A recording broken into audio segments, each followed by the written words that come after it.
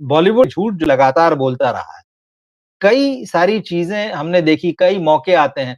बॉलीवुड का जो पीआर होता है, वो जिस तरह से फेक स्टोरीज़ फैलाता है, वो जो झूठ फैलाता है, वो जो दर्शकों के बीच में पहले कोई चीज़ देता है और फिर उसके बाद में उससे अपोज़िट कोई चीज़ खबर डाल देता है। तो इस तरह की धोखेबाज़ियाँ चलती है। बॉक्स ऑफिस कलेक्शन देखिए, बॉक्स ऑफिस कलेक्शन बिल्कुल भरोसे के काबिल नहीं रह गए। बॉलीवुड यहाँ भी झूठ बोलता है, कोई भी ईमानदारी से अपनी फ़िल्मों का कलेक्शन नहीं देता कि भाई हमारी फ़िल्म जो है वाक़ई कम कमा रही है या हमारी फ़िल्म का रियल कलेक्शन ये है। लगातार बढ़ा-चढ़ाकर बताए जाते हैं। ये एक और झूठ। एक और झूठ का आपको और एक और दर्शकों को धोखे का उदाहरण देता हूँ। अक्सर इधर हम पिछले कुछ सालों में देख रहे हैं कि भाई एक्टर, प्रोड्यूसर, डायरेक्टर अपनी ही फ़िल्म के टिकट फाड़ रहे हैं। मतलब खुद ही जो है अपनी फ़िल्म के टिकट खरीद लेते हैं या कॉर्पोरेट बुकिंग कराई जाती है, बल्क बुकिंग कराई जाती है। ये भी लगातार झूठ बोलने की चीज़ जो है उनके एक तरीके से कहना चाहिए कैरेक्टर में आ चुकी है, भरोसा ही नहीं रहा। और एक और बहुत बड़ा झूठ जो बॉलीवुड बोलता है, आप गौर कीजिए, जो फ़िल्मों के रिव्यूज़ होते हैं। दर्शकों से झूठ बोला जाता है, झूठे रिव्यू कराए जाते हैं, पेड रिव्यू कराए जाते हैं और ये ऐसी बात है कि अब किसी से छुपी नहीं है।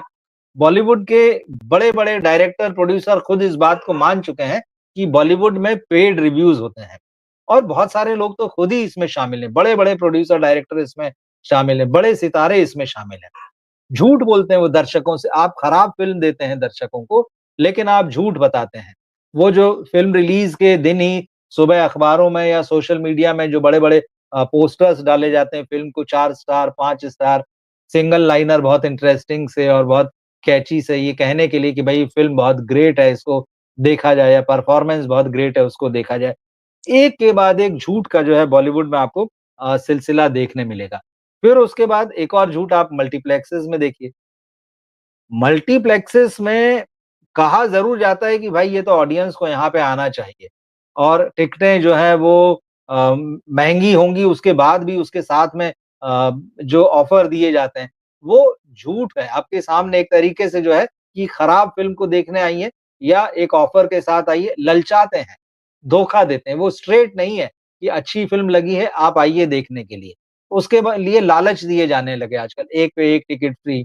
2 टिकट पे 1 फ्री, फिर या तो वहाँ जाएँगे तब अलग-अलग तरीके से चाय समोसा तक फ्री हो गया था। 99 रुपीज़ का टिकट जो है फ़िल्में जो हैं कैसी भी हों आप आइए देखने के लिए। तो एक तरफ तो जो है इस तरह की बातें हैं कि बॉलीवुड कहता है कि हम पे भरोसा कीजिए। दूसरे तरफ लगातार जो है वो ऐसी हरकतें करता है कि लोगों को लगता है यार ये तो चीट कर रहे हैं। आमिर खान की फ़िल्म जो है सितारे ज़मीन पर इन दिनों थिएटर्स में लगी हुई है। फ़िल्म रिलीज़ होने से कुछ समय पहले जो है मुंबई में जब वेव्स का प्रोग्राम हुआ, तो उन्होंने बड़ी वकालत की थी कि भाई छोटे कस्बों तक फ़िल्में पहुँचनी चाहिए। छोटे कस्बों में बहुत सारे स्क्रीन और थिएटर्स की ज़रूरत है और अभी जब इस फ़िल्म को रिलीज़ किया, उसके बाद भी उन्होंने कहा कि भाई मल्टीप्लेक्सेस में टिकट जो हैं वो महँगे नहीं होना चाहिए, उनको कंट्रोल रखना चाहिए उनके प्राइस। लेकिन हकीकत ये है कि आमिर खान की फ़िल्म जब रिलीज़ हुई, तो इस फ़िल्म के टिकट भी महँगे थे। नॉर्मल डेज़ में जो टिकट्स होते हैं उससे ज़्यादा महँगे थे और आम तौर पे क्योंकि अभी 3 दिन का बिज़नेस हो चुका है, फ्राइडे, सैटरडे, संडे, तो क्या होता है कि पहले 3 दिनों में जो है टिकट बढ़ा के बेच लो। तो एक तरफ तो सारे प्रोड्यूसर, डायरेक्टर इस बात के लिए रोते हैं, अरे यार टिकट बहुत महँगे हैं, मल्टीप्लेक्सेस को जो है टिकट कम करना चाहिए। मल्टीप्लेक्स जो महँगे दामों पे बेच रहा है, उसकी वजह से आम आदमी जो है या जो आम दर्शक है या जिसको मास कहा जाता है, वो मल्टीप्लेक्स में नहीं आ रहा है, वो हमारा सिनेमा नहीं देख रहा है। लेकिन जब उन्हीं की फ़िल्म थिएटर में आती है, तो वो उस फ़िल्म की टिकट के प्राइस जो है बढ़ा देते हैं। और कम से कम पहले 3 दिन तो बढ़िया ढंग से बढ़ा के रखते हैं। उसके बाद भले ही उनकी मजबूरी हो जाती है कि चलो अब जो है इसका टिकट जो है सोमवार से या मंगलवार से कम किया जाए, तो एक पे एक ऑफ़र या दूसरे कोई ऑफ़र उस पे लेके आते हैं। मतलब पूरे तौर पर जो है ये डबल स्टैंडर्ड्स का मामला है। एक तरफ आप कह कुछ रहे हैं, दूसरी तरफ आप कुछ और रहे हैं। तो फ़िल्मी खबरों के मामले में तो ऐसी बहुत सारी खबरें आती कि पहले कुछ कहा जाता है और उसके बाद में कोई और खबर निकल के आती है। हाउसफुल 5 का उदाहरण देता हूँ, ज़्यादा पुराना नहीं है। फ़िल्म के बारे में कहा गया कि भाई ये कॉमेडी फ़िल्म है, पारिवारिक मनोरंजन होगा। कॉमेडी का मतलब यही होता है हमारे यहाँ पे कि आप उसको फ़ैमिली के साथ देख सकते हैं। और बिल्कुल यही कहा गया और इसी तरह से प्रमोट किया गया कि एक मल्टी स्टारर फ़िल्म आ रही है अक्षय कुमार की और बहुत सारे सितारे हैं उसमें, किलर कॉमेडी लिखा गया। इम्प्रेशन और ये दिया गया प्रमोशन में इस तरह की बातें कही गई कि ये फैमिली ऑडियंस के साथ देखने लायक फ़िल्म है। लेकिन हुआ क्या, जैसे ही उस फ़िल्म का ट्रेलर आया, एकदम आपको एडल्ट कॉमेडी जैसा वो फ़ील दे रहा था या सेक्स कॉमेडी जैसा फ़ील दे रहा था।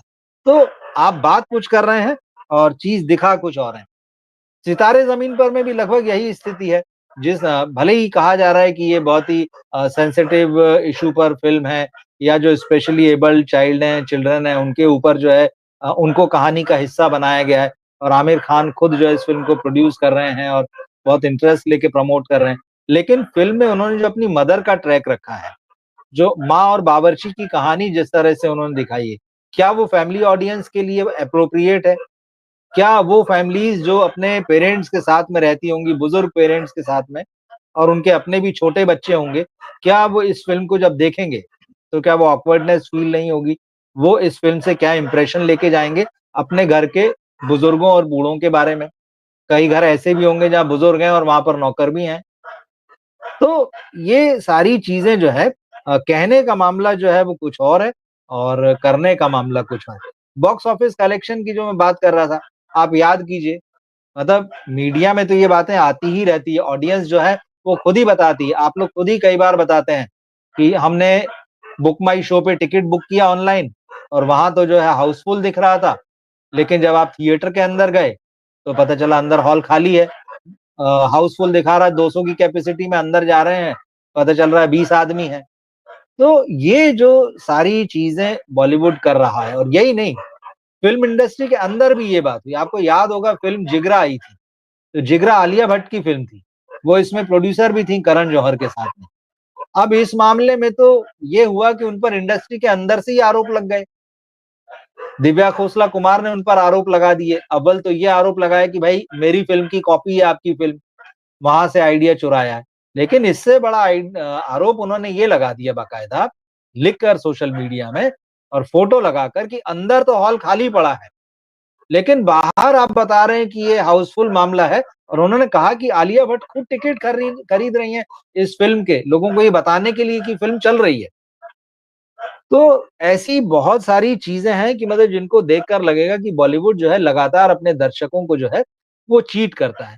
चाहे वो फ़िल्म के प्रमोशन का मामला हो, बहुत सारे झूठ वहाँ बोले जाते हैं। उसके अलावा जो है बॉक्स ऑफिस के फिगर्स का मामला है, झूठे रिव्यू देने का मामला है और इसमें हालाँकि रिव्यू का जो मामला है उसमें मीडिया भी उतना ही ज़िम्मेदार है जितना कि फ़िल्म वाले लोग ज़िम्मेदार हैं। तो दोनों के ही करप्शन से ये चीज़ जो है आगे बढ़ती है, चलती है।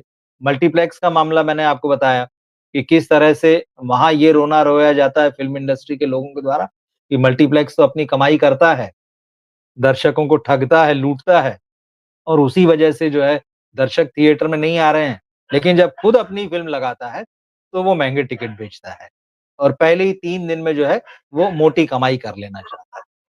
तो इस तरह से चीज़ें तो अब इसके बाद में अब जबकि हेरा-फेरी 3 का ये मामला आया है, उसी वजह से ये सारी बातें एक बार फिर से निकली जो बातें मैंने अभी आपसे कही कि दर्शक चीट फ़ील कर रहे हैं। इन्हें ज़रूर लग रहा होगा कि हमने हेरा-फेरी 3 की बहुत सारी चर्चा करा ली, मीडिया में उसको सुर्खियों में ला दिया, लोगों के दिमाग में उस फ़िल्म की एक छाप छोड़ दी कि चलिए हेरा-फेरी 3 आ रही है या बहुत सारे लोग जब वो खबरें आ रही थी तो वो कह रहे थे कि नहीं इस फ़िल्म को तो हर हाल में आना चाहिए। इस फ़िल्म में तीनों कैरेक्टर ऐसे हैं कि एक के बिना भी मतलब राजू, श्याम और बाबू भैया। तो अक्षय कुमार, सुनील शेट्टी और परेश रावल, तीनों कैरेक्टर ऐसे हैं कि जिनको रिप्लेस नहीं किया जा सकता। एक को भी रिप्लेस नहीं किया जा सकता। और ये कोई ऐसी बात नहीं है कि जो अभी सामने आई है। पहले से ये सब जानते हैं, लोगों के मन में ये चीज़ है कि हाँ, ये हकीकत है। लेकिन आप इस तरह के स्टंट करके कहीं न कहीं उनके दिमाग में ये बैठा रहे हैं कि देखो, हमने अपनी तारीफ़ आपसे करवा ली। आजकल बॉलीवुड की तारीफ़ जो है नहीं हो रही, बहुत रेयर मौके आते हैं जब लोग बॉलीवुड की तारीफ़ करते हैं या बॉलीवुड के लोगों की तारीफ़ करते हैं। तो इस तरह से उन्होंने एक तरीके से आप ये कह सकते हैं कि आप जनता का मज़ाक उड़ा रहे हैं। जिस जनता के पास आपको अपनी फ़िल्म लेके जानी है, आप उससे झूठ से शुरुआत कर रहे हैं। और इनके कैंपेन तो ज़्यादातर झूठे होते ही हैं जिनके बारे में मैंने आपसे ज़िक्र किया।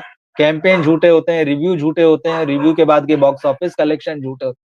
पूरी की पूरी और एक सबसे बड़ा झूठ ये बोलते हैं, हिंदी का सिनेमा उसकी अपनी एक पहचान रही है, वो हिंदी के समाज के लिए है। लेकिन आप उसको धोखा देते हैं। आप उसको धोखा इस तरह से देते हैं कि उसके ऊपर विदेशी कहानियों को लादते हैं। अरे हमने तो इसको इंडियनाइज़ कर दिया है। या हिंदी के दर्शकों के ऊपर आप अलग-अलग रीजन्स की या यूरोप की या कोरिया की कहानियाँ लाके थोप देते हैं। अरे हमने तो इसके अनुकूल बना दिया। क्या हिंदी पट्टी में कहानियाँ नहीं है? क्या हिंदी पट्टी में लोगों के सुख-दुःख नहीं है? क्या हिंदी पट्टी के लोगों के भीतर ऐसा कोई टैलेंट नहीं है कि वहाँ से लोग निकलें और आपके लिए लिखें? या वहाँ से लोग निकल कर आएँ और वो बड़े पर्दे पर बड़ी कामयाबियाँ हासिल करें। तो जिस हिंदी पट्टी के लिए आप फ़िल्में बनाते हैं, आप लगातार उसी को धोखा देते रहते हैं। तो ये धोखेबाज़ी और झूठ का सिलसिला जो है बॉलीवुड में लंबा है और बड़ी गहराई तक जो है इसकी जड़ें हैं। और ये हेरा-फेरी 3 के मामले में लोगों को ऐसा लग रहा है कि जिस तरह से बॉलीवुड ने एक बार फिर से उनके साथ चीट किया है, ये वाक़ई बहुत दुखद है। और इसीलिए लोगों के जो है बहुत ही हार्श रिएक्शन आ रहे हैं इस मामले में, तो वो आपको देखना चाहिए और आपका भी जो रिएक्शन हो मैं चाहूँगा कि आप ज़रूर इस वीडियो में कमेंट करें और लिखें उसको कि आपको कैसा लगा इस बात को देख के कि डेढ़ महीने तो ये चर्चा चलती रही कि भाई ये फ़िल्म नहीं आएगी, कोर्ट केस में उलझ गई है। अक्षय और परेश जो कि बहुत अच्छे दोस्त हैं, अब लड़ रहे हैं, अदालत में लड़ाई लड़ेंगे। लेकिन फिर बाद में पता चलता है कि परेश कह रहे हैं कि कोई कंट्रोवर्सी नहीं है, सारा कुछ ठीक है, अब फ़िल्म ट्रैक पर है, हम फ़िल्म बनाने जा रहे हैं, बड़ी मेहनत से बनाएँगे। इस बात से कतई इनकार नहीं कि फ़िल्म बड़ी मेहनत से बनती है, आप बहुत मेहनत से बनाएँगे। अब देखना ये भी होगा कि क्या ये जो पूरी कंट्रोवर्सी हुई, जैसा कि दर्शकों को लग रहा है कि झूठ बोला गया पूरे मामले में और एक तरीके से चीट किया गया, प्रमोशन के नाम पे, पब्लिसिटी के नाम पे। अब इस मामले में क्या सफाई देंगे? क्या वो बताएँगे सामने आकर कि एग्ज़ैक्ट क्या-क्या हुआ था? सचमुच प्रॉब्लम थी या जैसा परेश ने कहा नहीं कोई प्रॉब्लम नहीं थी, सब ठीक हो गया। तो जब कोई प्रॉब्लम नहीं थी और सब ठीक हो गया तो फिर इतना बड़ा ड्रामा करने की क्या ज़रूरत थी? इतने सारे स्टेटमेंट देने की क्या ज़रूरत थी? क्या पैसे का मामला था? क्या स्क्रिप्ट का मामला था? क्या असली झगड़े की जड़ थी? और अगर झगड़ा सचमुच था तो और नहीं था अगर वो झगड़ा, तो फिर ये सारी बातें क्यों? यहाँ पे मैं एक और बात बताता हूँ जो फ़िल्म इंडस्ट्री के अंदर चल रही है। ये सारा झगड़ा कई लोगों का कहना है कि ये बात ना पैसे की थी और ना फ़िल्म की। एक बात जो चल रही जब इस फ़िल्म का अ, टीज़र आने की बात चल रही थी, इसको कहा जा रहा था कि आईपीएल के फाइनल में इस फ़िल्म का अनाउंसमेंट होगा और खबर ये आई थी कि उस फ़िल्म का एक टीज़र जो है अनाउंसमेंट टीज़र शूट कर लिया गया है। और उसी दौरान आपको याद होगा अक्षय, सुनील शेट्टी और परेश ने एक पब्लिक अपीयरेंस साथ में दिया था। वो वीडियो आप देखिएगा सोशल मीडिया में आपको कहीं मिलेगा या वो कम से कम तस्वीरें ज़रूर मिलेंगी। तो वो वीडियो जब आप देखेंगे तो आप पाएँगे कि ये तीनों एक्टर्स साथ में खड़े हुए हैं और अक्षय एक दिशा में घूमकर बात कर रहे हैं, परेश और सुनील शेट्टी दूसरी तरफ हैं, वो बात कर रहे हैं, परेश रावल बीच में है और अक्षय की तरफ जब वो ध्यान नहीं देते हैं, तो अक्षय उनके सिर पर ऐसे हाथ रखते हैं, उनका सिर पकड़ के ऐसी मुंडी घुमा लेते हैं कि सामने देखिए, आप उस तरफ मत देखिए, सामने पेपराज़ी हैं, तस्वीरें खींची जा रही हैं। अब कहा ये जा रहा है कि जिस तरह से अक्षय कुमार ने परेश रावल से बर्ताव किया था ये, वो इतने सीनियर हैं, आई थिंक 70 इयर्स उनकी एज हो रही है और अक्षय उनसे काफ़ी छोटे हैं, 10, 12, 15 साल तो छोटे हैं ही वो। तो उन्होंने जिस तरह से पब्लिक में वो वीडियो बन रहा है, तस्वीरें ली जा रही है, तो वो जिस तरह से सिर उधर से घुमा के ऐसे कर रहे हैं, ये बहुत चीप और बहुत ऑड लग रहा है।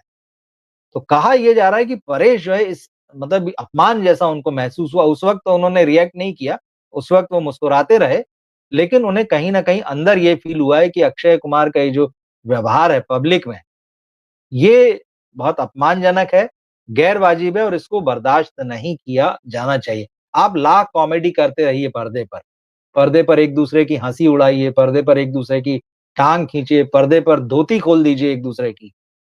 लेकिन रियल लाइफ में जब आप हैं और पब्लिक में हैं, तो एक-दूसरे के सेंटिमेंट्स का, एक-दूसरे की रिस्पेक्ट का ख़्याल रखा जाना चाहिए। तो यही कहा जा रहा है कि परेश इस बात से बहुत नाराज़ हो गए थे और उन्होंने कहा था कि ये हरकत आपने मेरे साथ कैसे की? अब ये चीज़ें हैं, अब इसको ऑफ़िशियल इसमें क्या है कोई नहीं जानता। मैं आपको वो बता रहा हूँ कि चर्चाएँ किस तरह की हैं यहाँ पर। तो अगर स्क्रिप्ट की प्रॉब्लम नहीं थी, अगर पैसे की प्रॉब्लम नहीं थी, तो क्या ये वाली समस्या थी? जिसमें अक्षय ने परेश रावल का अपमान किया जैसा कि परेश रावल को लगा। तो क्या ये सारा सिनेरियो जो है अक्षय कुमार क्योंकि अब इस फ़िल्म के प्रोड्यूसर हैं, सारी टीम वापस इकट्ठा हो ही गई। क्या ये लोग आकर वाक़ई ईमानदारी से बताएँगे कि मामला क्या था? या ये सिर्फ़ एक झूठा स्टंट था लोगों को बेवकूफ़ बनाने के लिए, फ़िल्म को चर्चा में लाने के लिए? तो हम उम्मीद करेंगे, हम उम्मीद ही कर सकते हैं क्योंकि हालाँकि हमें पता है कि बॉलीवुड झूठ बोलता है, बॉलीवुड जो है धोखेबाज़ी के सारे काम करता है। और मैंने आपको लगातार गिनाए हैं इसमें कि किस तरह से वो झूठ बोलता है दर्शकों से और कैसे धोखे देता है। तो हेरा-फेरी 3 के बनने से पहले या रिलीज़ होने से पहले क्या ये सारी तस्वीर साफ हो पाएगी? ये जो 1.5 महीने तक ये जो पूरा ड्रामा चलता रहा, इसके पीछे आखिर वजह क्या थी?